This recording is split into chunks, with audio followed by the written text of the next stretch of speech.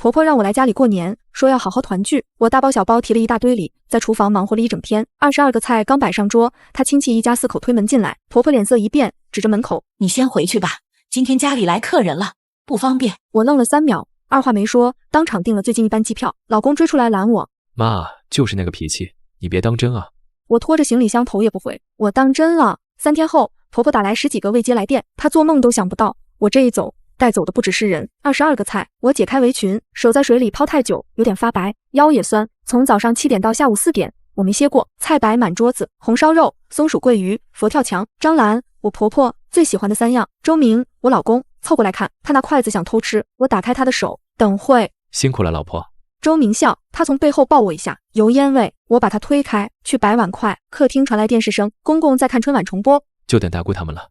周明念道。门铃响，说曹操。曹操到，周明跑去开门，门口进来4个人，大姑周慧、姑父，还有他们的儿子和儿媳。就等你们了，快来。张兰从沙发站起来，她脸上的笑堆成一朵花。我从厨房出去，想打个招呼，小苏也在呀。大姑周慧看我一眼，眼神从我头顶扫到脚尖，像在打量一件家具。她那个新儿媳挽着她胳膊，眼神里全是审视。我点点头，没说话。菜都做好了。张兰问我，辛苦了。她说，语气很淡。她拉着周慧的手走向饭桌，快看，姐，这都是我让小苏做的，有你爱吃的红烧肉。他们坐下，说说笑笑，没人叫我。我站在原地，像个多余的木桩。周明给我使眼色，意思是让我去做，我没动。张兰忽然回头看我，脸上的笑没了，她盯着我，那种眼神我很熟，嫌恶、不耐烦。那个谁，她从不叫我名字。你先回去吧。空气瞬间安静，电视里的相声还在响，特别刺耳。周明愣住，妈，你说什么呢？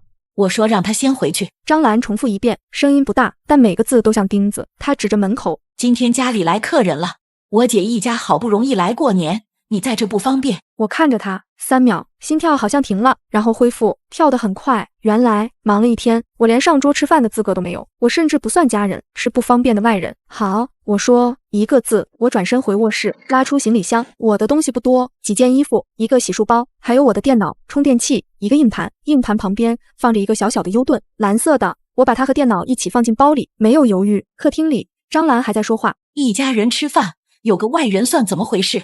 他娘家那么近，又不是没地方去。周慧的声音，就是嫂子，还是你想的周到。我拉上行李箱拉链，走出去。周明堵在门口，脸涨红。苏晴，你干嘛？回家。我说，你别当真，我妈就那个脾气。他来拉我的行李箱。什么叫别当真？我看着他，你妈让我走，我走了，不是正好？我绕开他，走到玄关，换鞋，大门就在眼前。我打开手机，点开航旅 App， 最近一班去我老家的飞机，晚上6点半，还有2个小时。我点了预订，支付，出票成功。短信提示音响起，我把手机揣回兜里。整个过程不到1分钟。我打开门，外面的冷风灌进来，周明追出来。苏晴，你疯了！他抓住我的胳膊。大过年的，你非要闹成这样吗？我回头看着客厅里那一桌子人，他们都在看我，像看一场热闹，没有一个人出来说话。我看着周明，一字一句，我当真了。我甩开周明的胳膊，力气很大，他没站稳，往后退了一步。我拉着行李箱走进电梯，按下关门键，电梯门合上，隔绝了他那张焦急又无措的脸。镜面里映出我的脸，很平静，没有眼泪，甚至没有愤怒，胃里有点空。从早上到现在，我只喝了1杯水。电梯到1楼，我走出单元门，冷风吹在脸上，有点疼。我拿出手机，叫了一辆网约车，3分钟后到达。我把行李箱放进后备箱，坐进后座，去机场。好嘞。司机发动车子，手机响，是周明。我挂断，他又打来，我再挂断。第3次，我直接关机。世界清静了，车子平稳行驶，窗外的街景飞速后退，红灯笼、彩带、新年的装饰看起来很喜庆，也很讽刺。车里开着暖气，我慢慢感觉到一点暖意，手脚不再冰凉。我在脑子里复盘，从早上买菜、洗菜、切菜到炖肉、烧鱼、煲汤，每一个步骤，张兰都在旁边指导。这个要多放点油，那个火太大了。你到底会不会做饭？我一句话没回，他说他的，我做我的。我以为只要把这一切做完，就能换来一顿安稳的年夜饭。我错了，我从一开始就错了。在他们眼里，我不是妻子，不是儿媳，我是一个可以随意使唤，又可以随时丢弃的工具。周明呢？他爱我吗？或许吧，但他的爱太廉价，廉价到无法对抗他母亲的一句话。他总说我妈不容易，她就是刀子嘴豆腐心，你多担待一点。过去3年，我担待的够多了，今天我不想再担待了。有些人，你越是退让，他越是进逼，直到把你逼到无路可退。车到机场，我付钱下车，取行李，走进航站楼。巨大的显示屏上滚动着航班信息，我找到我的航班 CC6658，正在办理值机。我走过去排队，前面的人拖家带口，脸上都带着回家的喜悦，只有我一个人，一个行李箱，看起来有点孤单，但我的心很轻松，前所未有的轻松，像挣脱了一个无形的壳。轮到我了，我递上身份证，一个靠窗的位置，谢谢。好的。地勤人员很快办好，我拿到登机牌，去过安检，安检员检查我的背包，拿出我的电脑，又拿出那个蓝色的优盾。这是什么？优盾。好的。他放回去，我拿回背包，走向登机口，离登机还有一段时间。我在附近的座位坐下，重新开机，几十个未接来电，全是周明，还有几条微信。苏晴，你别闹了，快回来，我给你道歉，我替我妈给你道歉。你在哪？接电话。算我求你了，回来吧。大姑他们一会就走了。我看着那些文字，没有回复。我打开通讯录，找到周明，拉黑；找到张兰，拉黑；找到公公，拉黑。所有周家的人全部拉黑。然后我打开微信，找到一个叫宏远建设工人薪资的群，群里很安静。年底了，他们在等薪水回家过年。周明的小公司名叫宏远建设，这2年公司所有财务都在我手里，每一笔进账，每一笔支出都由我打理。周明只管跑业务和工地，他说他见了数字就头疼，他说他最信任我。年底这笔工人工资几十万，早就准备好了，就存在一张特定的银行卡里，需要用那个蓝色的优盾才能转出。周明知道钱在那张卡里，但他不知道没有这个优盾，那笔钱就是一串无法动用的数字。我把手机调成飞行模式，靠在椅子上，闭上眼睛，广播里开始播放登机通知。我站起来，排进队伍，一步一步走向我的新生。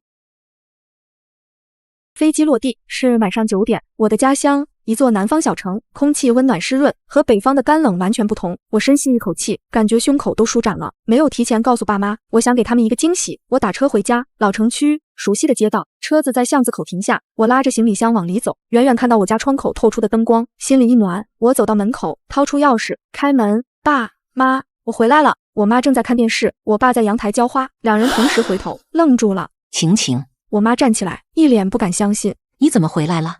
不是说在那边过年吗？她快步走过来，接过我的行李箱，摸摸我的脸，我的手，怎么这么冰？外面冷。我笑，爸，我爸也过来了，他拍拍我的肩膀，回来就好，回来就好。他话不多，但眼神里的心疼藏不住。吃饭了吗？我妈问。没呢。快，我给你去热菜。他转身就要去厨房。妈，别忙了，我随便吃点就行。那怎么行？他没听我的，冰箱里有什么就热什么。很快，一碗热腾腾的面条端了上来，上面握着一个荷包蛋，还有几片青菜。我坐下来，拿起筷子吃了一大口，很香，是家的味道。我妈坐在我对面，看着我吃。怎么突然回来了？她还是忍不住问。周明呢？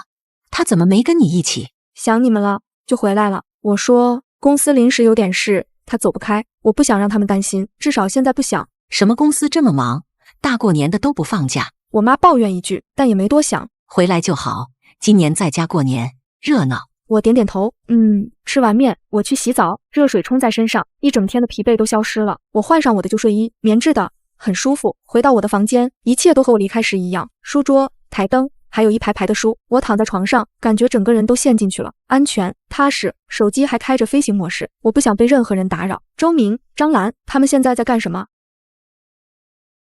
也许大姑一家已经走了，也许张兰正在跟周明数落我的不是，也许周明还在不停地给我打电话，跟我有关系吗？没有了，从我被赶出那个家门开始就没有了。我设定了一个明早7点的闹钟，然后沉沉睡去，一夜无梦。第二天，我被闹钟叫醒，窗外天光大亮，爸妈已经起床了，厨房里传来做早饭的声音。我关闭飞行模式，手机立刻开始震动，无数的通知涌进来，几十个未接电话，上百条微信消息，我没看，直接静音。起床，洗漱，我妈端出早餐，小米粥、油条，还有我最爱吃的小咸菜。晴晴，快来吃。来了。我们一家人坐在一起，吃着早饭，聊着天，电视里放着早间新闻，阳光从窗户照进来，很温暖，这才是过年该有的样子。吃完饭，我爸去公园遛弯了，我妈在厨房洗碗，我坐在沙发上，拿起手机，点开微信，周明的头像在最上面，带着一个红色的99加。我点开，快速浏览，从昨晚的道歉、哀求，到后半夜的质问、愤怒。你到底想怎么样？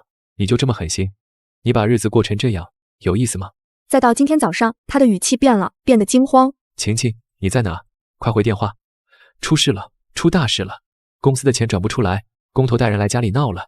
我需要那个优盾，你的那个蓝色优盾，快给我！最新一条消息是1分钟前发的。我妈哭了，爸也急得不行。你快回来吧，我求你了，我们不能没有你。我看着最后那句话，面无表情。我切换到拨号界面，找到一个号码，备注是李工头，我拨了过去。电话很快接通，喂，哪位？对方的声音很嘈杂，背景音里有叫骂声。李工头，我是苏晴。我说周明的老婆。电话那头瞬间安静了。苏会计。李工头很惊讶，你电话怎么打通了？周明说联系不上你。我找你有事。我平静地说，你让工友们先别闹，今年的薪水1分都不会少你们的，3天内我会亲自把钱发到每个人手上。电话那头，李工头的声音带着一丝不敢确定的惊喜。苏会计，你说的是真的？3天，钱真的能到账？真的，我的声音很稳。李工头，你跟了我老公干活也不是1天2天了，我苏晴什么时候在钱的事情上含糊过？背景的嘈杂声小了下去，我能感觉到李工头应该是开了免提，或者把我的话转告给了其他人。那我们信你。李工头像是下了决心。苏会计，你的人品我们信得过，之前好几次工程款不到位，都是你垫钱给我们发的工资，我们都记着呢。那就好，我心里有数了。你现在把所有兄弟们的银行卡号、户名，还有对应的工资金额整理成一个表格，用微信发给我，我需要核对。我马上办。李工头连声应着，像是抓住了救命稻草。另外，告诉兄弟们，让他们先从周明家里撤出来，堵在别人家里过年，不像话，也解决不了问题，让他们回家等消息。3天内钱不到账，再去找他。我给了他一个台阶，也给了周明一次喘息的机会。我不想把事情做绝，我要的不是周明的公司立刻倒闭，我要的是让他还有他妈清楚地认识到这家公司到底谁才是离不开的那个人。我明白。苏会计，你放心，我这就带兄弟们走。挂了电话，我端起桌上已经有点凉了的小米粥，喝了一口。我妈站在厨房门口，手里拿着抹布，欲言又止。她显然是听到了我打电话。晴晴，她走过来，在我身边坐下。你跟妈说实话，是不是在婆家受委屈了？我看着她担忧的眼睛，里面的心疼几乎要溢出来。我知道我瞒不住，我也不想再瞒。我放下碗，轻轻握住她的手。妈，我跟周明可能要走到头了。我把昨天发生的事情原原本本一字不差地告诉了她。从我早上7点开始忙活，到下午4点22个菜上桌，从大姑一家进门时鄙夷的眼神，到婆婆张兰那句冰冷的你先回去吧，再到周明那句你别当真，我妈的脸色从心疼到震惊，再到无法抑制的愤怒。她的手开始发抖，嘴唇也哆嗦起来。他们怎么敢这么对你？她一拍大腿，眼泪就下来了。我捧在手心里养大的女儿，凭什么在他们家当牛做马，还要被人像垃圾一样赶出门？妈，你别哭。我拿出纸巾给她擦眼泪。我这不是回来了吗？我没哭，你也不许哭。我的平静似乎给了她一点力量，她止住眼泪，但胸口还在剧烈起伏。离，这婚必须离。她咬着牙说，这种人家我们不带了，我女儿不受这个气。我爸不知道什么时候遛弯回来了，站在门口，脸色铁青。他显然也听到了我们的对话。他走过来，摸了摸我的头。回来就好。他沉声说，声音里带着压抑的怒火。爸支持你，不管你做什么决定，爸都支持你。我鼻子一酸，在婆家受的所有委屈，在这一刻仿佛找到了宣泄的出口，但我忍住了。现在还不是哭的时候。爸妈，你们放心，我心里有数。我重新拿起手机，这件事我会处理好。不仅要离，我还要让他们知道赶走我的代价是什么。我打开笔记本电脑，连接上家里的 WiFi， 熟悉的开机音乐响起。我插上那个蓝色的 U 盾，屏幕上弹出一个需要输入密码的对话框。我输入一长串复杂的密码，登录成功。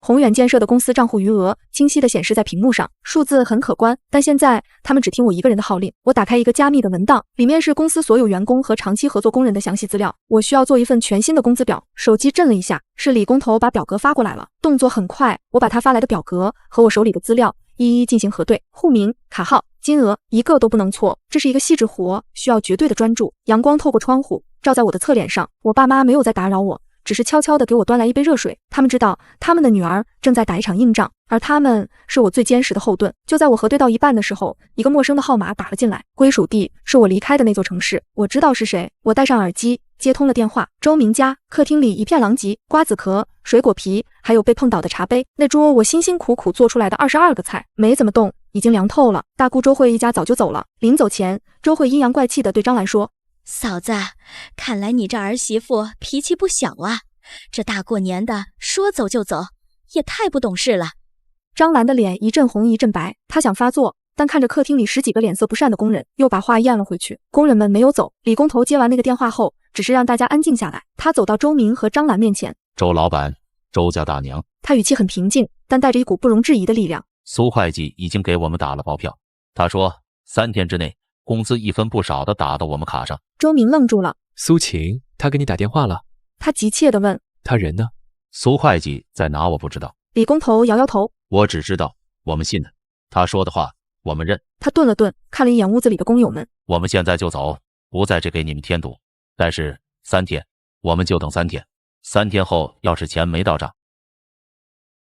他没有把话说完，但那眼神里的意思，谁都看得懂。兄弟们，我们走。李工头一挥手，工人们呼啦啦地站起来，朝门口走去。屋子里瞬间空了一大半，只剩下周明、张兰，还有一直没怎么说话的公公。门被关上，张兰像是被抽走了所有力气，一屁股瘫坐在沙发上。反了，反了，真是反了天了！他喃喃自语：一个外人，凭什么？他哪来的钱？那些工人是不是脑子坏了？信他不信我们？妈，周明终于爆发了，他双眼通红，像一头被逼到绝路的困兽。你现在还说这些有意思吗？公司的钱全在卡里，卡在我这，但是优盾被他带走了，没有优盾，我1分钱都赚不出来，你明不明白？优盾？什么优盾？张兰一脸茫然。不就是个小破玩意儿吗？他回来不就行了？回来，他把我们全拉黑了，电话不接，微信不回，我怎么让他回来？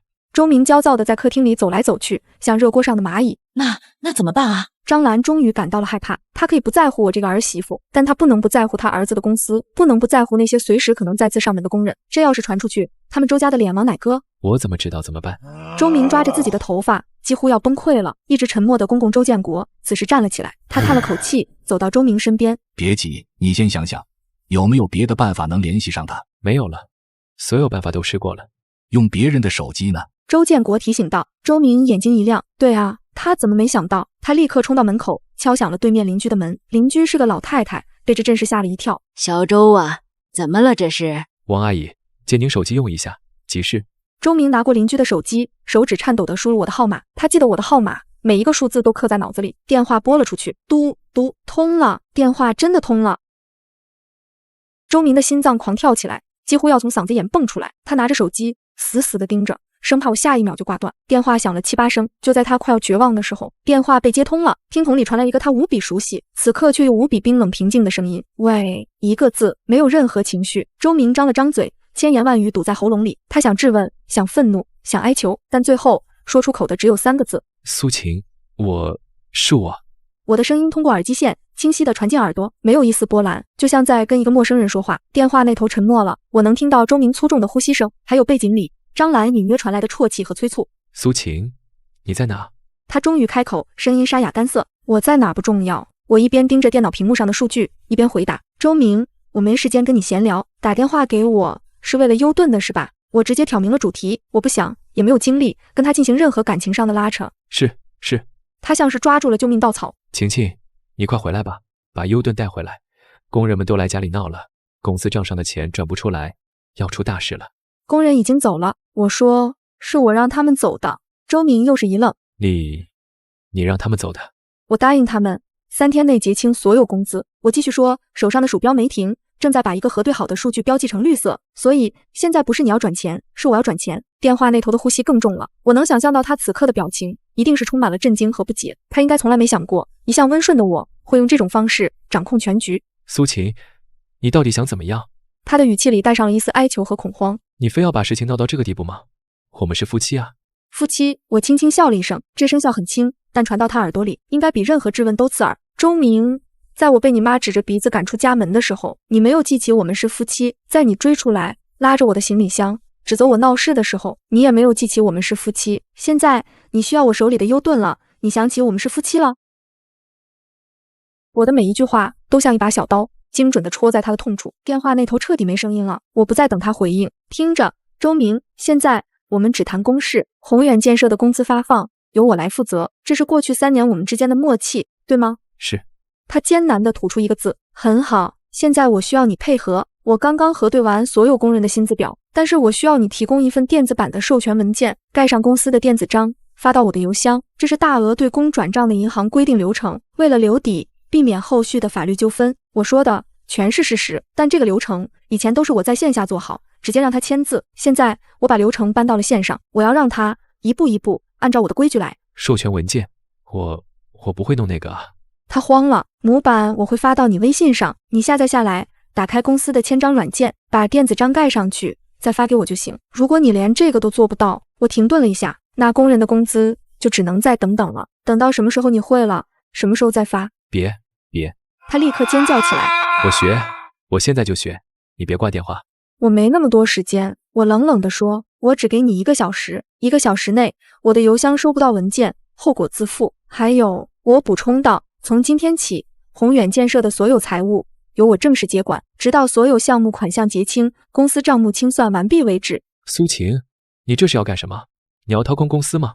他的声音充满了警惕和恐惧。我是在帮你处理烂摊子，我一字一句清晰无比。周明，你和你妈都看不起我，觉得我是个吃闲饭的。那今天我就让你们看清楚，到底是谁在养着这个家，撑着这家公司。另外，让张兰听着，我加重了语气，她不是觉得我是外人吗？很好，跟外人谈生意是要付出代价的。这次的财务清算服务，我会计师事务所的朋友给我的报价是项目总款项的10%。看在我们夫妻一场的份上，我给你打个折，收你5%作为我的劳务费。什么5%？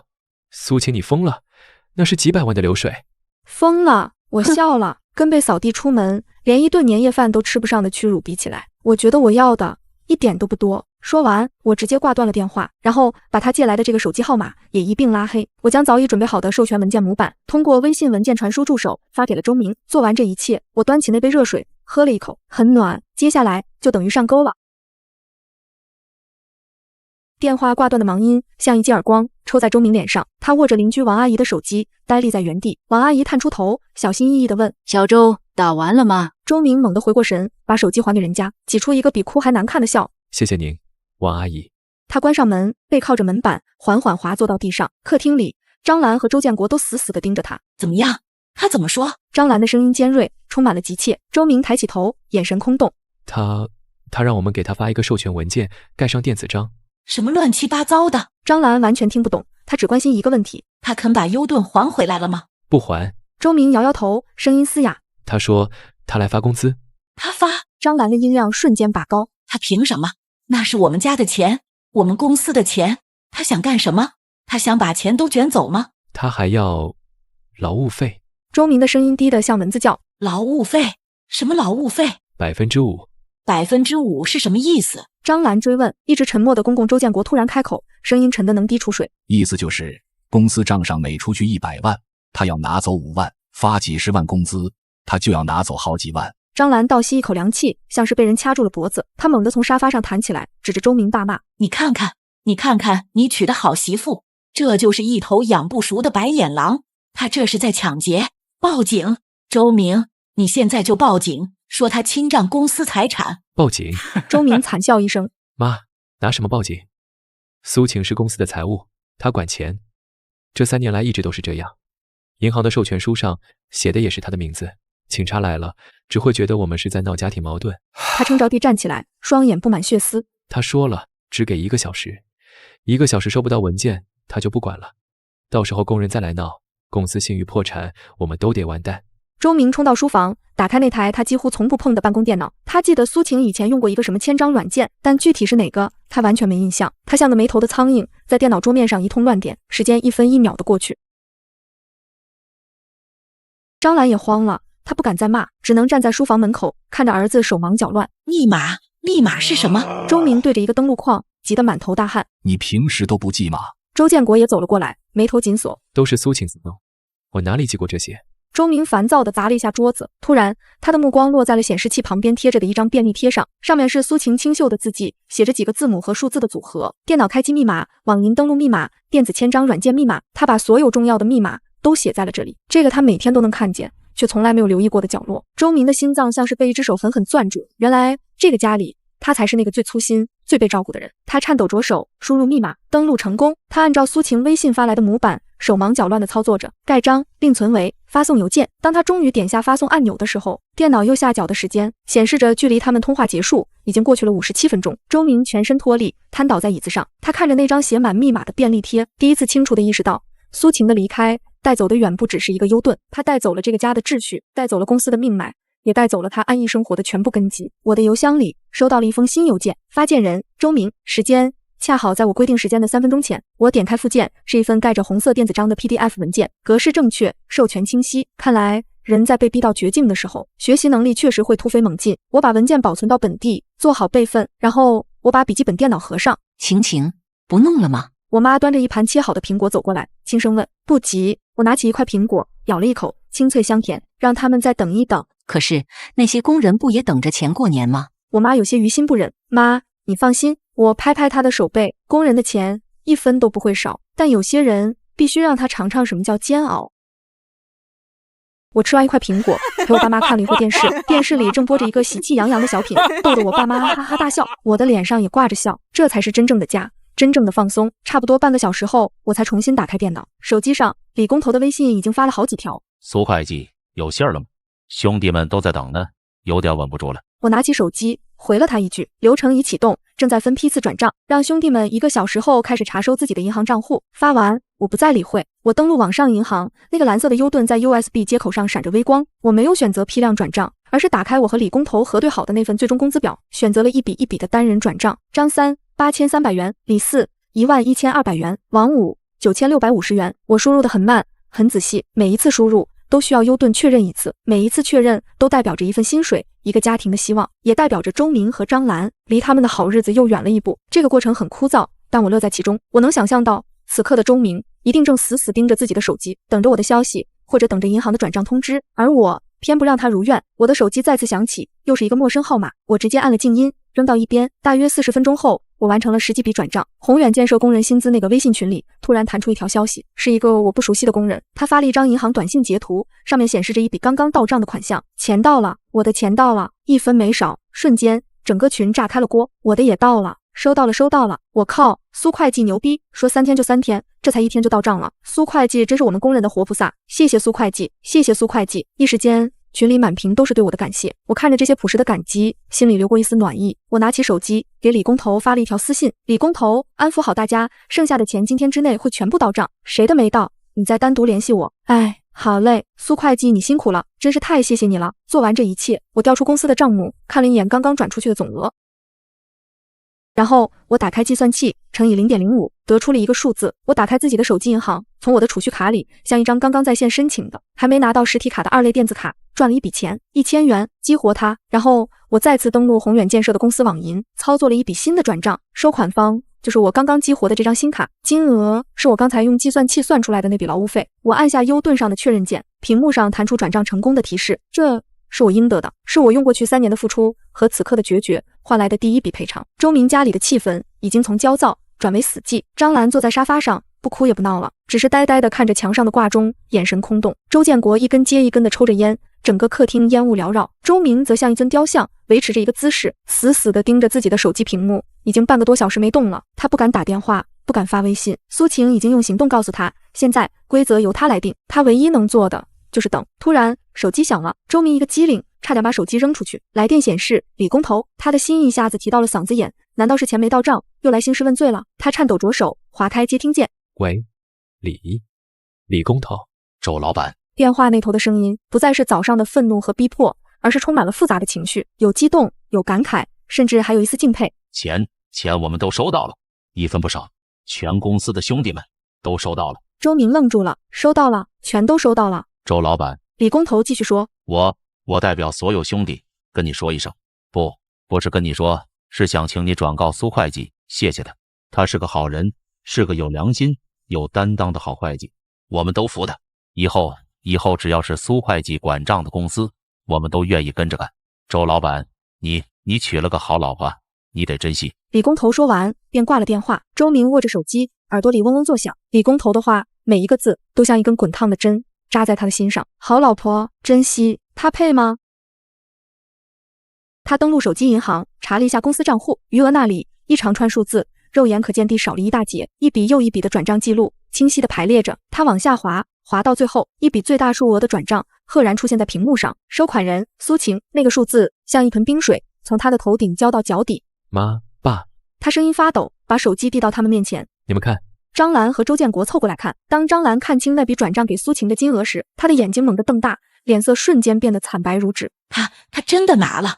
他真的敢拿走这么多钱？那是一笔足够他们这种普通家庭买一辆不错的家用轿车的钱，是他过去几年攒下来准备给孙子如果有的话的钱，现在就这么轻飘飘的被他最看不起的外人转走了。现实的重锤终于狠狠地砸在了他的心上。与此同时，我的房间里一片岁月静好，我关掉电脑，伸了个懒腰，我妈给我端来一碗银耳莲子羹。晴晴，忙完了吧？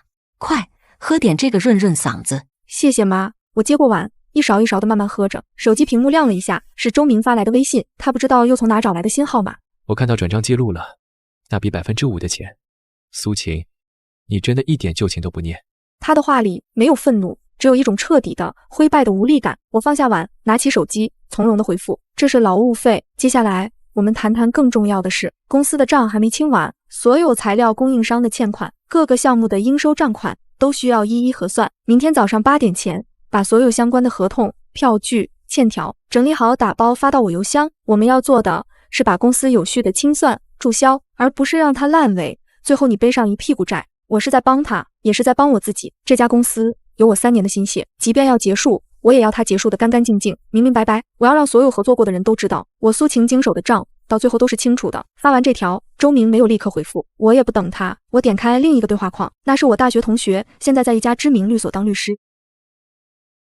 我发了一条消息过去，小雅，可以帮我起草离婚协议了，财产分割部分会以我正在进行的公司财务清算结果为主要依据，所有的账目、流水、凭证我这里都有电子备份，要求只有一个，让他和他的家人为他们的所作所为付出最公平也最惨痛的代价。做完这一切，我把手机倒扣在桌上，窗外夜幕已经降临，远处有零星的烟花升起，新的一年真的来了，而我的人生也终于翻开了全新的一页。这不再是一场关于谁对谁错的争吵，而是一场关于尊严和利益的战争，而我已经占据了绝对的主动。大年初2的清晨，天还没亮透，周明家的客厅里灯火通明，他和他的父母一夜没睡。茶几上、地上堆满了各种文件、合同、票据、发票，还有一些手写的欠条，乱七八糟，像一个垃圾场。这都是周明从书房、卧室甚至床底下翻出来的。过去3年，所有这些东西都是苏晴分门别类，用不同的文件夹整理的井井有条，他从来没碰过，也从来没关心过。现在报应来了，苏晴要他早上8点前把所有东西整理好，扫描、打包、发过去。他笨手笨脚地打开扫描仪，这台机器还是苏晴当初为了方便在家办公买的，他连怎么用都不知道。这个纸怎么放？他烦躁地问。周建国走过来，研究了半天，摇摇头，我也不知道。张兰坐在沙发上，双眼红肿，像一具失了魂的木偶，她嘴里还喃喃念着5%，5%。那笔被转走的劳务费像一根刺扎进了他的心窝，拔不出来。周明看着母亲的样子，心里又烦又怕，他只能自己摸索，放反了，卡纸了，扫出来的文件是歪的。一个简单的动作，他折腾了10几分钟，满头是汗。他终于明白苏晴平时那些看起来毫不费力的日常工作到底有多繁琐，他更明白了自己过去的生活到底有多么依赖那个被他和他母亲亲手赶走的女人。时间1分1秒的过去，窗外天色从灰白变成亮蓝，新年的鞭炮声零星响起，别人家在享受节日的欢愉，他们家却像一个即将沉没的战舰，充满了末日的恐慌。7点50分，周明终于把所有他能找到的文件都扫描进了电脑，他甚至不知道有没有漏掉的。他胡乱地把文件打包成一个巨大的压缩包，手抖着发到了苏晴的邮箱。点击发送的那一刻，他像虚脱了一样瘫在椅子上。而800公里外的南方小城，我正和我爸妈一起吃着热腾腾的汤圆，花生馅的，我最喜欢的口味。阳光很好，我妈心情也很好，她正计划着一会吃完饭带我去逛逛新开的商场，买几件新衣服，去晦气。她说。我笑着答应，手机震了一下，我拿起来看了一眼，是周明发来的邮件通知，时间7点52分，还算准时。我没急着打开，慢悠悠地吃完碗里的汤圆，又陪我妈聊了会儿天，直到9点钟我才回到房间，打开电脑。那个压缩包很大，下载了好几分钟，解压后几百个文件乱七八糟地堆在一起，文件名是扫描仪自动生成的一串毫无意义的数字。我叹了口气，不出所料，我花了1个多小时才把这些文件分门别类，重新命名，然后我开始逐一核对。很快我就发现了问题，一份与华泰建材的供货合同，只有合同，没有对应的入库单和发票，这意味着这批材料的款项法律上都无法证明已经支付。一张写给王老板的10万元欠条，字迹潦草，没有写明还款日期和利息，甚至连身份证号都没有，这简直就是一张废纸。还有好几个项目的尾款催收记录完全是空白。我把所有问题一一记录在一个文档里，条理清晰，逻辑分明。然后我把这份问题清单连同缺失文件列表直接发给了周明。邮件的最后我只写了一句话：3天之内补齐所有材料，特别是华泰建材的发票原件和王老板的正式借据，如果找不到，你个人将承担由此引发的所有债务风险。发完邮件，我关上电脑，我妈在门口探头：晴晴，弄完了吗？我们去逛街吧。来了。我站起来，脸上带着轻松的微笑。窗外的阳光明媚的刚刚好，而我知道周明那边天要塌了。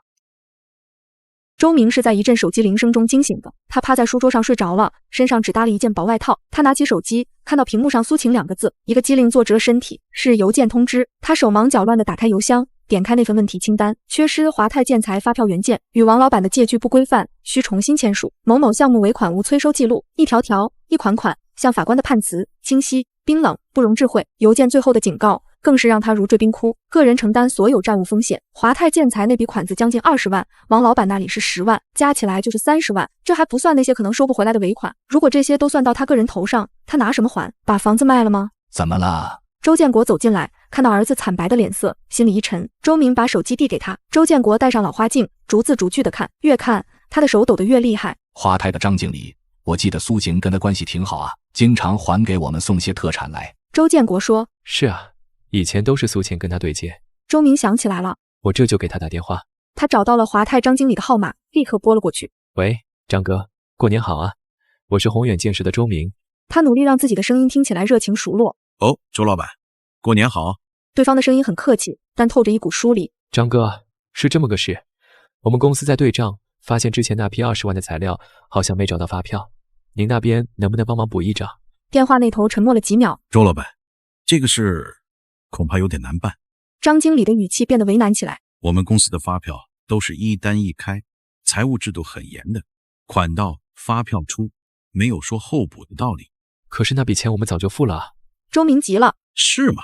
张经理反问。我怎么记得每次结款都是苏会计亲自来我们公司，拿着 U 盾现场转账，然后当场拿走发票的，每一笔都有记录。我没印象有20万的款子收了，发票没给出去的情况啊。周明的心咯噔一下，他想起来了。苏晴确实有这个习惯，钱货两清，从不拖泥带水，这也是所有供应商都信任他的原因。那会不会是苏晴她忘了？周明的声音开始发虚。周老板，苏会计的为人我们都清楚，他做事比我们财务还细，他不可能忘。张经理的语气带上一丝不悦。这样吧，你要是能拿出转账凭证，证明你付了这笔钱，我马上给你补发票。要是拿不出来，那对不起，这事儿我帮不了你。说完，对方直接挂了电话。周明呆呆地听着手机里的忙音，他终于明白，苏晴带走的不只是优盾，不只是管账的能力，他带走的是这家公司赖以生存的信用。没有了苏晴，他在所有供应商眼里就是一个连账都算不清的陌生人。就在他绝望之际，张兰突然从房间里冲了出来，她像是下了某种决心，脸上带着一种破釜沉舟的狠厉。她手里拿着手机，已经拨通了一个号码。喂，是苏晴她妈吗？我是周明的妈妈，张兰。她的声音尖利而响亮，充满了居高临下的质问。我找你有点事，你得好好管管你女儿，有她这么做媳妇的吗？大过年的跑回娘家，还卷走我们公司。电话那头，我妈平静地听着，等张兰一口气吼完，她才慢悠悠地开口：周家大姐，你是不是打错了？我女儿早就不在你们家了，我女儿现在是我家的客人，她在我们家过得很舒心，不像在某些人家里辛辛苦苦做了一天饭，连上桌的资格都没有，还要被人当垃圾一样赶出门。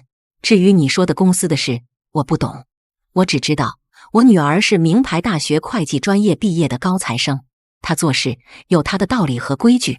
你要是觉得她做错了，可以去报警，可以去法院告她，在我这里嚷嚷没用。还有，以后不要再打这个电话了。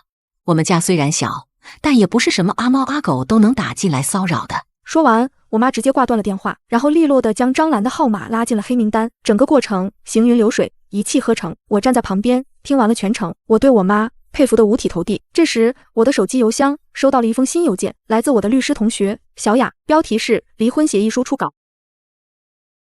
我点开邮件附件，一份20多页的 PDF 文件，措辞严谨，逻辑缜密，充满了法律人特有的冷静和锋利。我一页一页地看过去，小雅的工作非常出色，她不仅起草了标准的离婚条款，还根据我之前提供的初步信息，专门设置了财产分割的框架。核心条款有3条：第一，婚内共同财产的界定，以宏远建设有限公司的清算结果为准，公司的净资产总资产减去总负债，将作为夫妻共同财产进行分割。我作为对公司资产有重大贡献的一方，要求分割其中的70%。第二，双方名下的房产也就是我们现在住的这套，在我完成公司清算后，进行市场估价并出售，所得款项按出资比例进行分割，首付是我爸妈出的，占60%，这部分属于我的婚前财产，剩余的40%由我们双方平分。第三，清算期间及离婚后，公司产生的任何新增债务，或因周明个人原因导致无法收回的应收账款，均由周明个人承担，与我无关。这3条条条都打在了周明的死穴上。第1条意味着公司最后的钱大部分是我的。第2条意味着房子要被卖掉，他将无家可归，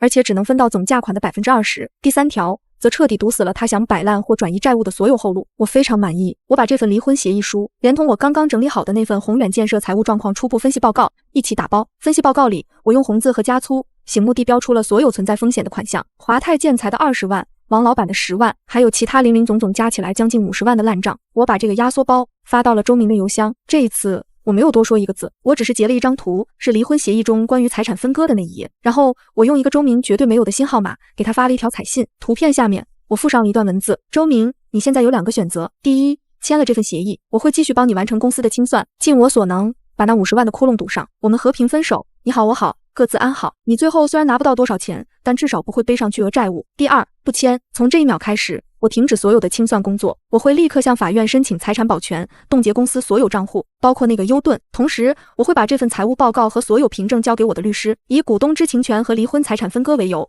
对你和公司提起诉讼。到时候，所有供应商都会知道公司资不抵债，他们会像闻到血腥味的鲨鱼一样扑上来。你还有你爸妈，就等着被无穷无尽的官司和债务淹没吧。我给你24小时考虑，明天这个时候，如果你不把签好字的协议扫描件发给我，我就默认你选择了第2条。发完这条信息，我拔出手机卡，掰成2半，扔进了垃圾桶。我知道这场战争已经进入了将军的阶段，而周明除了投降，别无选择。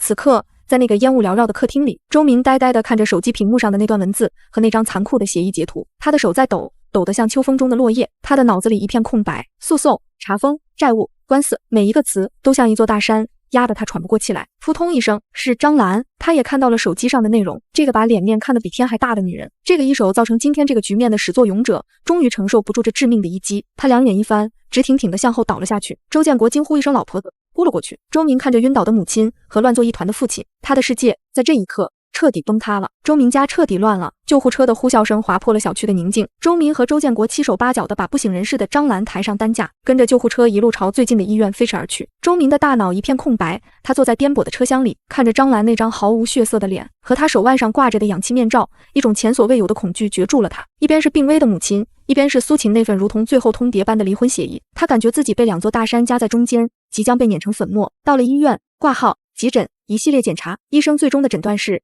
急性焦虑障碍，俗称急火攻心。病人没什么器质性病变，就是情绪受了太大刺激，一口气没上来。医生拿着片子，语气平静，留院观察1晚，输点镇静和营养的药水。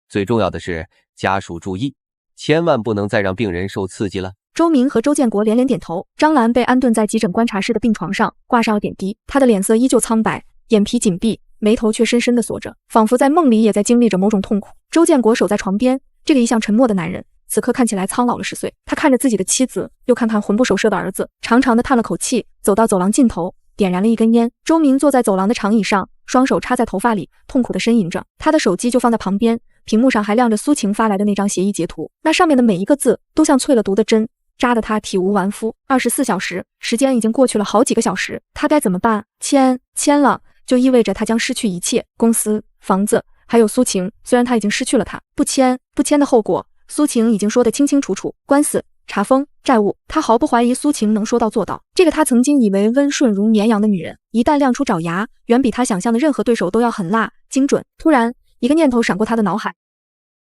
他抬起头看着病床上的母亲，对，妈妈病了。苏晴再怎么狠心，总不能对一个躺在病床上的长辈无动于衷吧？这或许是他唯一的机会，唯一的筹码。他立刻站起来，走到护士站。护士，您好，能借您的手机用一下吗？我手机没电了，家里急事。他编了一个蹩脚的理由。护士看着他焦急的样子，没多想，把自己的手机递给了他。周明拿着手机走到一个无人的角落，深吸一口气，拨通了那个他以为再也无法拨通的号码。这一次他没有用自己的身份，而是直接用了哀求的语气。电话响了几声，被接通了。喂，苏晴的声音依旧清冷，但至少没有挂断。苏晴，是我，周明。他的声音带着哭腔，充满了刻意营造的悲痛和绝望。我妈她不行了，现在正在医院抢救，医生说他随时都可能。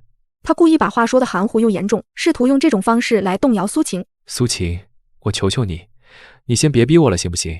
我们之间的事能不能等我妈挺过这一关再说？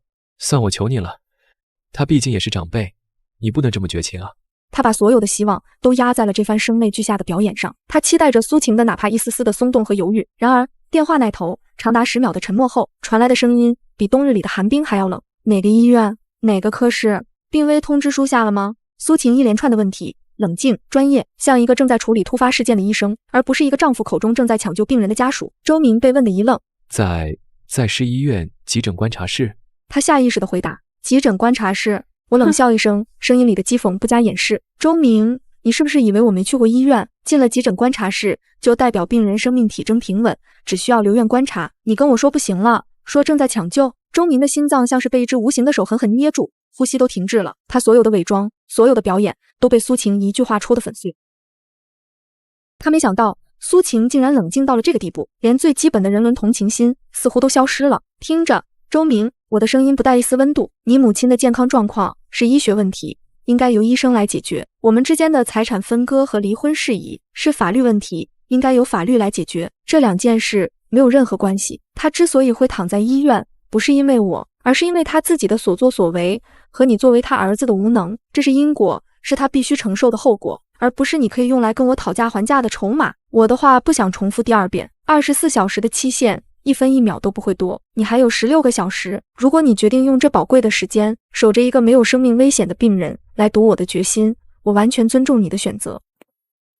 电话被我果断挂断。我正站在新开的商场里，我妈正在不远处的专柜兴致勃勃地挑着一件羊绒大衣。我把手机还给旁边一脸同情看着我的导购小姐，微笑着说了一声谢谢。刚刚那通电话我是开了免提的，我就是要让我妈听见。我妈走过来，脸上没有了之前的愤怒，只剩下心疼。晴，这种人不值得。我点点头，我知道，妈，你看这件衣服怎么样？我觉得挺适合你的。我拿起一件宝蓝色的外套，在我妈身上比了比，仿佛刚才那通电话只是一个无聊的骚扰电话，没有在我心里留下任何痕迹。医院走廊里，周明握着手机，失魂落魄地走回到长椅上。周建国掐灭了烟，走过来，拍了拍他的肩膀。没用，是吗？他问，语气是陈述，而不是疑问。周明痛苦地点点头。周建国在他身边坐下，从口袋里又摸出一根烟，却没有点燃，只是夹在手指间。儿子，认输吧。他看着远处白色的墙壁，声音沙哑疲惫。我们斗不过他，从你妈把他赶出门的那一刻起，我们就已经输了。这家公司说是你的，其实就是他的。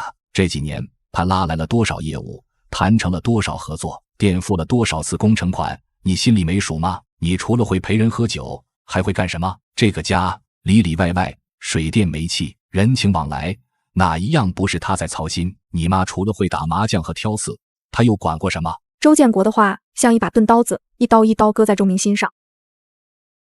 这些话他从来没听父亲说过，但这些话句句都是事实。我们把家里最重要的人当成了一个保姆，还把保姆给赶走了。周建国自嘲地笑了笑，现在人家不伺候了，要拿回自己的东西，天经地义。那份协议我刚才也看了，确实狠，但也在情理之中。房子首付是他家出的，公司是他撑起来的，他要大头，没毛病，签了吧，儿子。周建国把手搭在周明的肩膀上，用力捏了捏。签了，我们至少还能保住一点钱，不至于背一身债。这房子卖了，我们还能拿着你分到的那点钱，回老家租个小房子，安度晚年。要是不签，我们连老家都回不去了，下半辈子就等着跟人打官司，被人追债吧。我不想到了这把年纪，还要被人堵在门口骂。周建国的声音很平静，但每一个字都透着一股被现实彻底击垮的绝望。就在这时，病房里传来张兰微弱的哭喊声：“不签，不能签，那是我的钱，我的房子。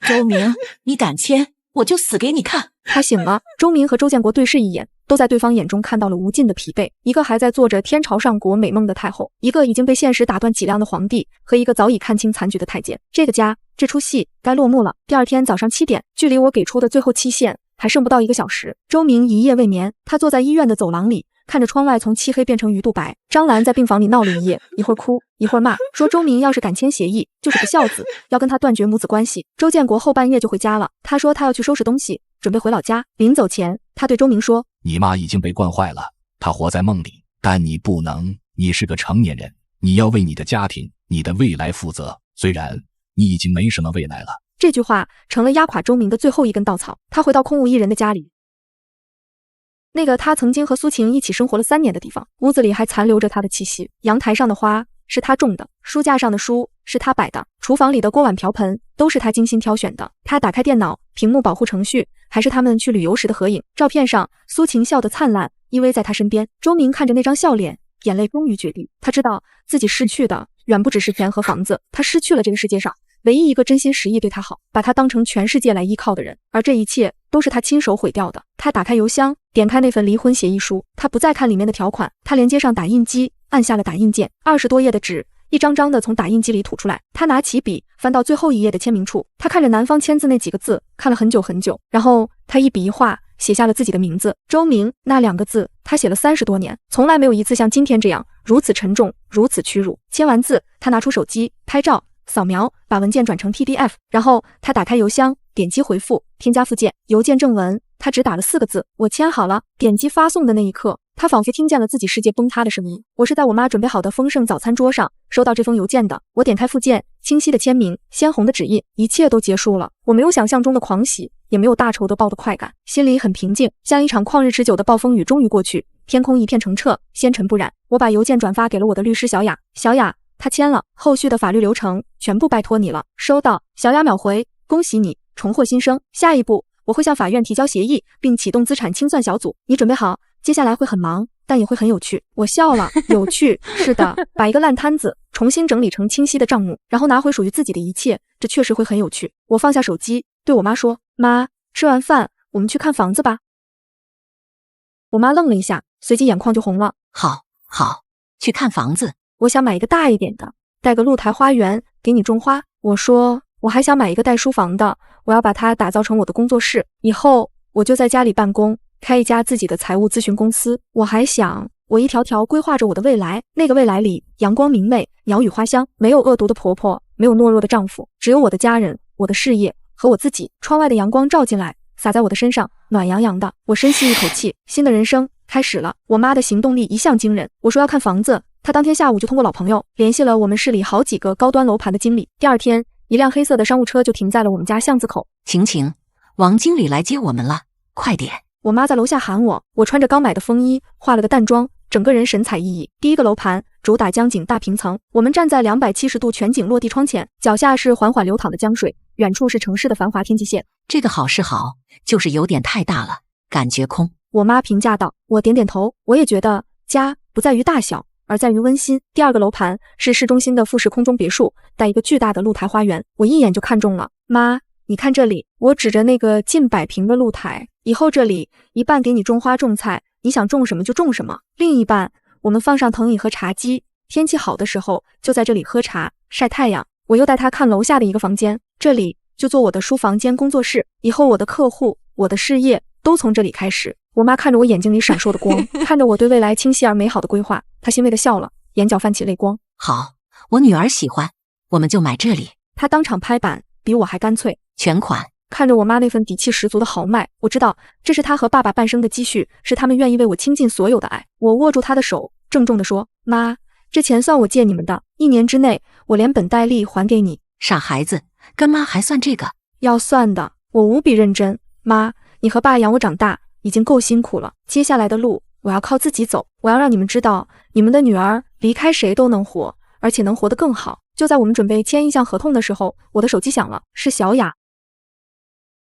晴，律师函今天上午已经通过 EMS 特快专递寄出，预计明天上午周明就能收到。他的声音带着一丝笑意。我还特意选择了本人签收服务，这第1份新年大礼必须让他亲手接住。辛苦你了。不客气。对了，我还让助理以律所的名义给他发了一封内容相同的电子邮件，并开启了已读回执功能，这样就算他拒收快递，也无法否认他已经知晓了律师函的全部内容。法律证据链完美闭环。我笑了，你办事我放心。正如小雅所料，第2天上午10点，周明接到了快递员的电话，他正陪着张兰在医院办理出院手续。张兰虽然没什么大病，但赖在医院不肯走，又哭又闹，说回家就要面对那份催命符，他受不了。最后是医生强制要求他们出院，因为没有理由再占用公共医疗资源。周明拿着一个厚厚的快递信封，心里升起一种不祥的预感。发件方某某律师事务所。他手指颤抖地撕开封口，抽出里面的文件。律师函3个黑色加粗的大字，像3把铁锤，狠狠砸在他的瞳孔里。里面的内容比他签的那份协议更加冰冷，更加详细。每一条财产分割的依据都附上了相关的法律条款，每一个需要他履行的义务都明确了不履行的法律后果。这不再是他和苏晴之间的私人纠纷，这是法律，是国家强制力，是对他个人行为的最终审判。是什么？又是什么鬼东西？张兰一把抢了过去。当他看清那几个大字时，他像是被踩了尾巴的猫，瞬间尖叫起来。律师？他还找了律师？这个毒妇，他想把我们往死里逼啊！他疯狂地撕扯着那几页纸，想把它们撕成碎片。别撕！周明冲过去，死死按住他的手，声音里带着绝望的嘶吼：妈，你醒醒吧，这是律师函，你撕了也没用，人家有电子版，有公证，你撕的只是纸，不是证据。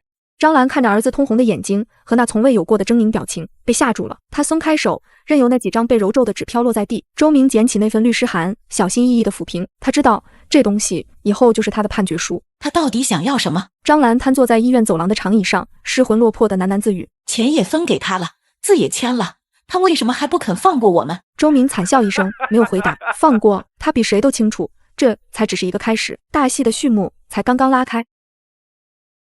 小雅的效率极高，律师函寄出的第2天，他团队里的另一位律师就联系了周明，以一种不容置喙的纯粹公事公办的口吻通知他，根据离婚协议约定，本周五上午9点，律所将委派合作的第三方资产评估公司上门对婚内共同财产及他们居住的那套房产进行勘查和市场价值评估，请您和您的家人务必在家配合，如果遇到阻挠、拖延或任何不配合的行为，我们将视为对协议执行的妨碍，并会即刻启动下一阶段的法律程序。电话里的声音像 AI 一样，没有感情，只有程序。周明握着电话，只能不停地说：好的，我们配合。挂了电话，他感觉自己像一个等待审判的犯人，连上诉的权利都被剥夺了。他把这件事告诉了张兰和周建国。周建国听完，只是默默地抽着烟，一言不发。张兰却像是被点燃的炸药桶，瞬间爆炸了。什么？让他们来评估房子？这房子是我的，是我儿子的，凭什么让他们来？他尖叫着在客厅里走来走去。他们敢来，我就跟他们拼了！我躺在门口，我看他们谁敢从我身上跨过去。妈，周明痛苦地喊道：你闹够了没有？你还想怎么样？协议上白纸黑字写着，房子要卖掉，按出资比例分割，这是我们签了字的，具有法律效力的。我没签字，我不同意。张兰撒泼打滚，那是我的家，谁也别想把它卖掉。周明看着母亲胡搅蛮缠的样子，心里最后一点耐心也被耗尽了。他不再跟他争吵，只是疲惫地说：随便你吧，反正后果律师已经说得很清楚了。说完，他把自己关进了房间。周五上午9点整，门铃准时响起。周明打开门，门口站着3个人，2个穿着西装的年轻人，应该是评估师，手里拿着专业的测量仪器和相机。领头的是一个戴着金丝眼镜的中年女人，气质干练，一看就是律师。她是小雅律所的同事，姓王。周先生您好，我们是某某评估公司和某某律所的，这是我们的证件和委托函。王律师微笑着递上文件，但那笑容里没有一丝暖意。周明接过来看了一眼，只能侧身让他们进来。你们要干什么？谁让你们进来的？给我出去！张兰像一头护崽的母狮，从沙发上冲过来，张开双臂拦在玄关。王律师看都没看他一眼，只是对周明说：周先生，这位是……她是我母亲。周明硬着头皮介绍。好的。王律师点点头，然后目光转向张兰，脸上的微笑消失了，取而代之的是一种职业性的严肃。这位女士，我们是依法执行离婚协议中的财产评估程序，您的行为已经构成了妨碍。我需要提醒您，我们全程都有录音录像，如果您继续阻挠，我们将报警处理，并会将这段视频作为证据提交给法庭，为您儿子争取一个不履行协议的判决。到时候财产分割的比例可能就不是现在协议上写的这么简单了。王律师的话不快不慢，但每一个字都像重锤砸在张兰的心上。报警、法庭、判决，这些词是他这种普通老百姓一辈子都不想接触的东西。他被吓住了，张着嘴却一个字也说不出来。她求助似的看向自己的丈夫周建国，周建国却把头转向了一边，掐灭了手里的烟，用一种近乎耳语的声音说：让他们评吧。张兰最后的精神支柱也倒了，她身体晃了晃，被周明扶住，才没有摔倒。王律师不再理会他们，对身后的2个评估师一挥手：开始工作。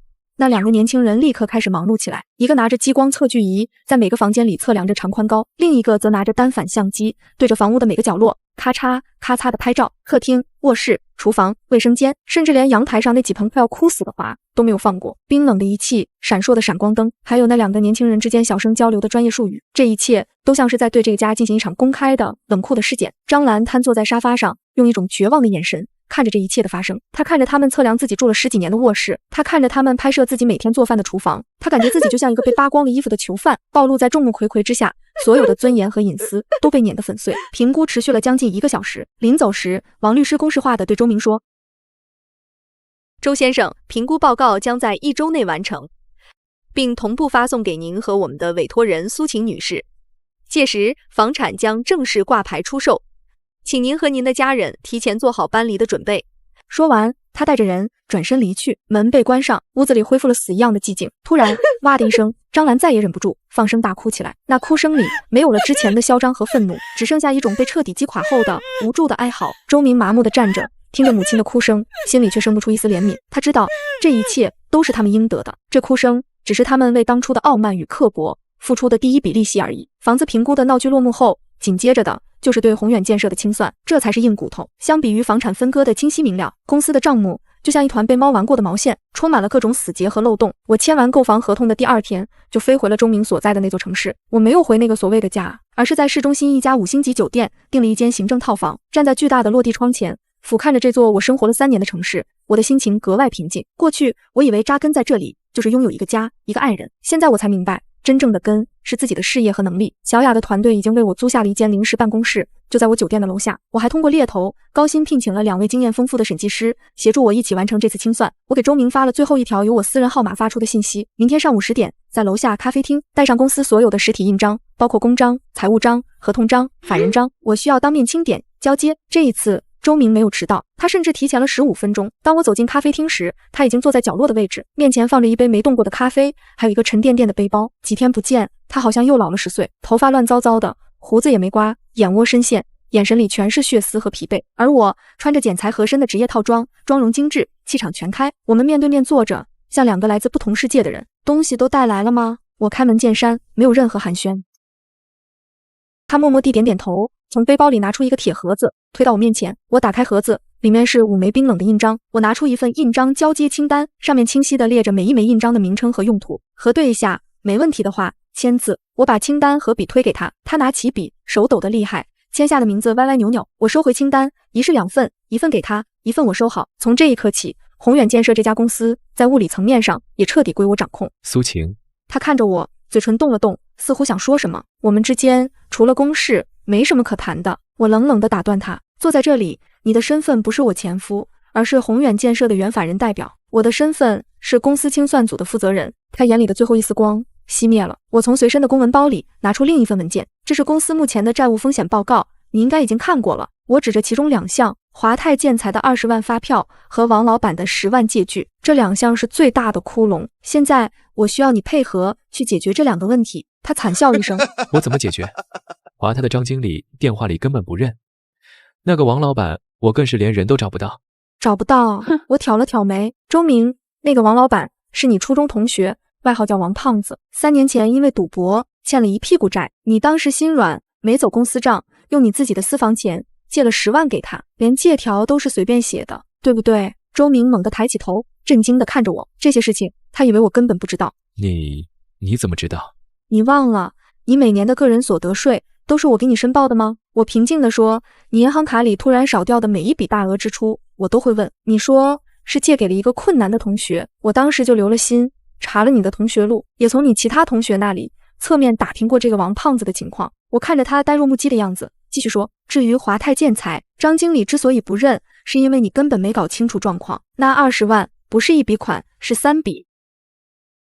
2笔是正常的材料费，都已经结清，发票也早就开了，就放在你书房第2个抽屉的蓝色文件夹里，你从来没看过。还有一笔5万的，是去年中秋你为了拿下一个新项目，塞给项目方负责人的好处费。这笔钱你是让张经理帮你走个账，套出来的现金，所以根本就不存在什么20万的发票。你打电话过去那么一问，人家当然觉得莫名其妙，以为你想讹他。周明的脸一阵红，一阵白，最后变成了死灰色。他在我面前就像一个被完全扒光了衣服的小丑，所有他自以为是的秘密，所有他藏污内垢的角落，都被我看得一清二楚。那现在怎么办？他声音嘶哑，带着一丝他自己都没察觉到的对我的依赖和乞求，这才是最讽刺的地方。他把我推开，却又不得不回来依靠我，来解决他自己惹出的烂摊子。王胖子那边，我已经让律师去联系了，他现在在一个工地上打工，我们会通过法律途径让他签下正式的还款协议，分期偿还，能追回多少算多少，追不回来的，按照协议算你个人债务。华泰这边，我已经约了张经理，我会亲自去跟他谈，那5万块的烂账我会处理干净，不会影响到公司的清算。我站起身，居高临下的看着他，周明，这就是你和我之间的区别，你看问题只看表面，而我看的是底下的账本和人性。接下来的1个月，我的团队会正式入驻公司办公室，你的任务就是随叫随到，配合我们，什么时候公司注销手续办完，我们什么时候两清。说完，我拿起装有印章的铁盒和文件，转身就走，没有一丝留恋。我把他一个人留在了那个充满着我们过去回忆的咖啡馆里，独自品尝着被现实彻底碾压的滋味。我知道，从今天起，他对我再也不会有任何不切实际的幻想，只剩下深入骨髓的恐惧。宏远建设的办公室位于一栋半旧的写字楼里，我站在门口，看着玻璃门上宏远建设4个已经有些积灰的金色大字，内心毫无波澜。周明跟在我身后，用钥匙打开了门，一股混杂着烟味、外卖和尘土的浑浊空气扑面而来。办公室不大，100多平，但乱得像个垃圾场，文件胡乱堆在桌上，烟灰缸里塞满了烟头，几盆绿植早已枯死，只剩下光秃秃的枝桠。这就是周明管理下的公司，一个金玉其外，败絮其中的空壳。我身后的2位审计师老王和小李看到这幅景象，都默契地皱了皱眉。开始吧，我没有在意这些细节，直接下令。老王，你负责清查所有项目的合同和票据。小李，你负责核对银行流水和账面支出。周明，我回头看向他，你就坐那儿，我们需要什么，你提供什么，不要随意走动，不要碰任何文件。我的语气像是在对一个实习生下达指令。周明脸色一白，默默地走到角落的沙发上坐下，像一个等待发落的囚犯。老王和小李都是行业里的精英，他们戴上手套，拿出随身携带的工具，迅速投入工作。整个办公室只剩下纸张翻动的声音和键盘敲击的清脆响声。我则打开自己的笔记本电脑，将公司的电子账目和实体文件进行交叉比对，建立一个全新的、干净的清算模型。不到半个小时，小李就有了第一个发现。苏总，他推了推眼镜，指着一沓报销单，你看这里。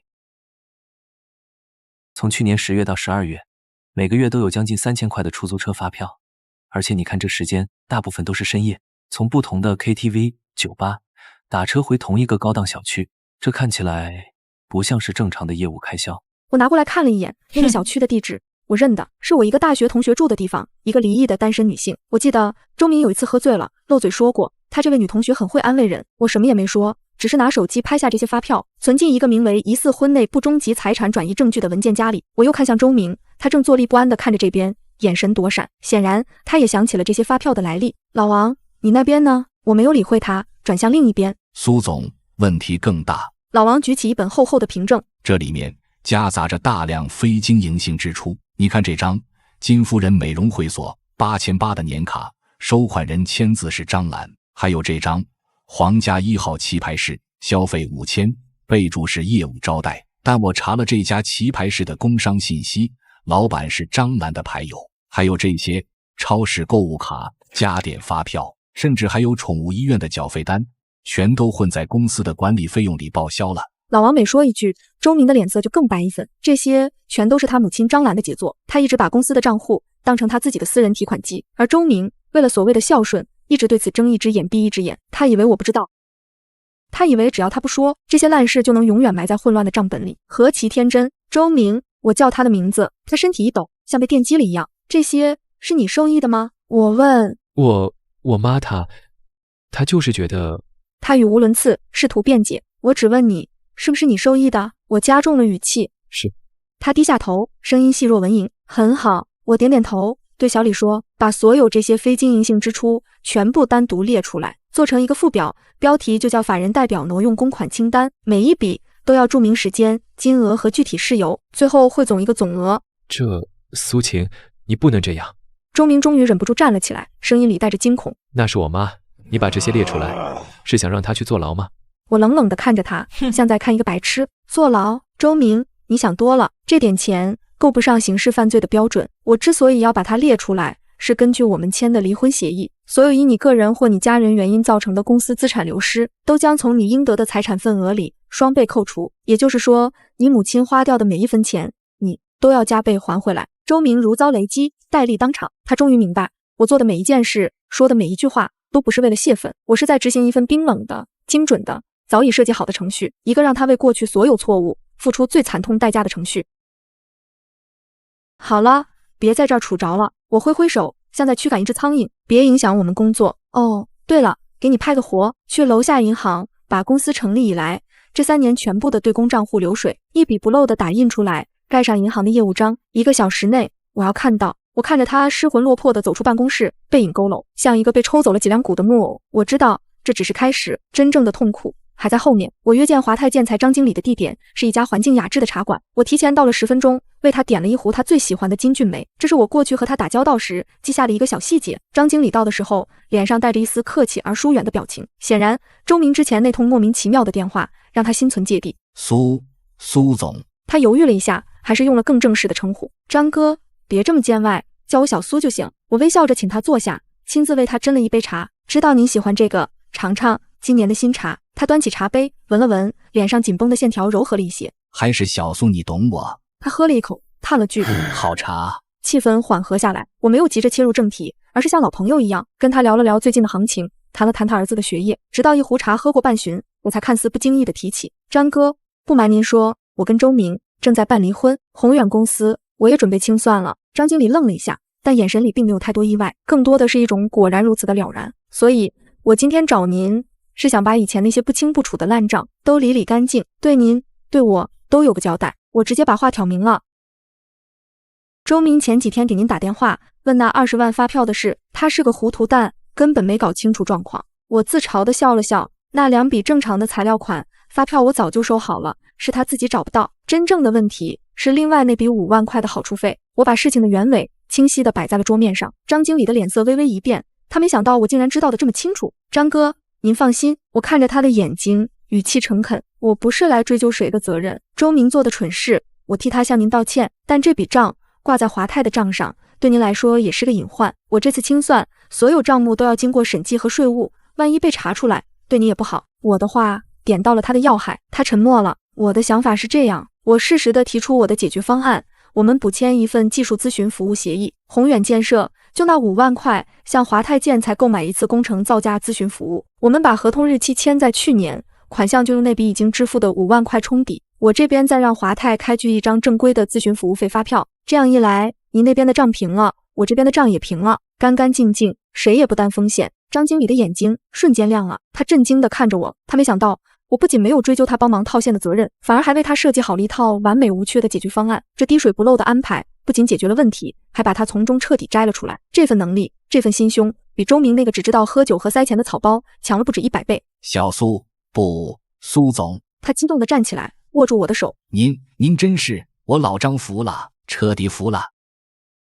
周明他真是有眼不识金镶玉，他这辈子做的最错的一件事就是放您走。您放心，这事我马上去办，今天下午合同和发票我亲自给您送到办公室。事情完美解决，我达到了我的目的，也意外地收获了张经理的敬佩和善意。临走时，他像是想起了什么，又补了一句：对了，苏总，您清算的时候也查一下恒盛脚手架那家公司，我听说周明去年从他们那租了一批架子，押金交了8万，到现在还没退。那个老板老刘出了名的难缠，您得小心点。我点点头，记下了这个名字。谢谢你，张哥。客气了，苏总。他看着我，眼神里充满了真诚的期待。以后您要是自己开公司，只要用得上我老张的地方，一句话我绝对二话不说。我微笑着向他道别，转身离开茶馆。阳光洒在我身上，很温暖。我不仅在清算一个旧的公司，我还在为我的新事业铺下第一块坚实的基石。而周明，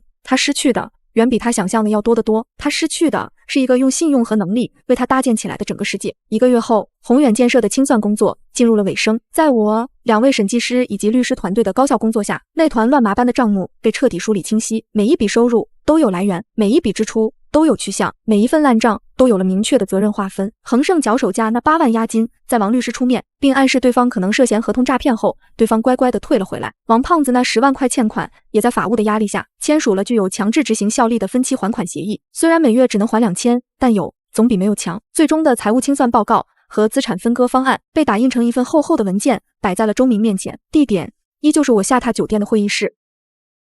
这一次出席的人更多，我的律师小雅，王律师，对面是周明，还有他的代理律师，一个看起来很年轻、经验明显不足的本地律师。在小雅强大的气场面前，他显得格外紧张。周先生，周律师。小雅公式化的开口，他打开投影仪，屏幕上出现了一份简洁明了的 PPT。根据我们双方签署的离婚协议，以及过去1个月的财务清算结果，宏远建设有限公司截至注销之日，总资产为……小雅报出一个数字，总负债为……其中经双方确认，由原法人代表周明先生个人行为导致的经营性亏损及坏账，共计。屏幕上出现了那个法人代表挪用公款清单的汇总金额，以及王胖子那边计提的坏账准备，加起来是一个触目惊心的数字。公司的净资产为126万4千元。周明听到这个数字，身体晃了一下。在他和他母亲的想象里，公司至少值300-400万。根据协议，苏晴女士占净资产的70%，即88万4800元；周明先生占30%，即37万9200元。但需扣除其个人行为造成的亏损，双倍扣除。所以，周明先生最终从公司分得的净资产为……屏幕上跳出一个最终数字，11万2600元。周明的喉咙里发出一声压抑的，像野兽受伤般的呜咽。他辛辛苦苦自以为经营了3年的公司，最后到手的只有11万。小雅没有理会他，继续翻页。关于房产，根据第三方评估报告，该房产市场公允价值为280万元。挂牌后已于上周成功出售，成交价275万元，款项已到账。根据协议，该房产首付为苏晴女士婚前财产，共计150万元，应予以返还。剩余125万元为婚内共同增值部分，双方各占50%，即每人分得62万5千元。小雅看向我，又看向周明。综上所述，本次离婚财产分割的最终结果如下。屏幕上出现了2列巨大的数字，苏晴女士可分得总财产为公司净资产88万4800元加房产增值62万5千元加婚前财产返还150万元，合计300万9800元。周明先生可分得总财产为公司净资产11万2600元加房产增值62万5千元，合计73万7600元，300多万，对，73万。一个天上，一个地下，巨大的数字，鲜明的对比，像2记响亮的耳光，狠狠抽在周明和他那个年轻律师的脸上。周明呆呆地看着屏幕，眼神已经彻底死了。他没有愤怒，没有不甘，只剩下麻木和空洞。现实已经将他所有的情绪都碾成了粉末。如果对以上清算结果和分割方案没有异议，请签字。小雅将最终的确认文件推到他面前。周明的律师拿起文件，手忙脚乱地翻看着，试图找出一点破绽，但他什么也找不到。每一笔账都有凭证，每一个数字都有依据，每一个条款都有法律支持。这是一份无懈可击的提案。最终，他只能把文件递给周明，低声说：“周先生，没问题。”周明拿起笔，这一次他的手不再颤抖，他像一个即将走上刑场的死囚，平静的、麻木的，在文件末尾签下了自己的名字。签完字，他站起身，没有看任何人，像一具行尸走肉，推开会议室的门，走了出去。他的时代彻底结束了。会议室里一片安静。突然，我的手机响了，是房产中介打来的。苏小姐，恭喜您，您新家的所有手续都办好了，钥匙已经放在我们门店，您随时可以来取。我挂了电话，走到巨大的落地窗前，窗外是这座城市的车水马龙和鳞次栉比的高楼大厦，阳光穿透云层，洒满整个城市，也洒在我的身上。我终于露出了一抹发自内心的轻松而灿烂的微笑。我的战争结束了，我的新生开始了。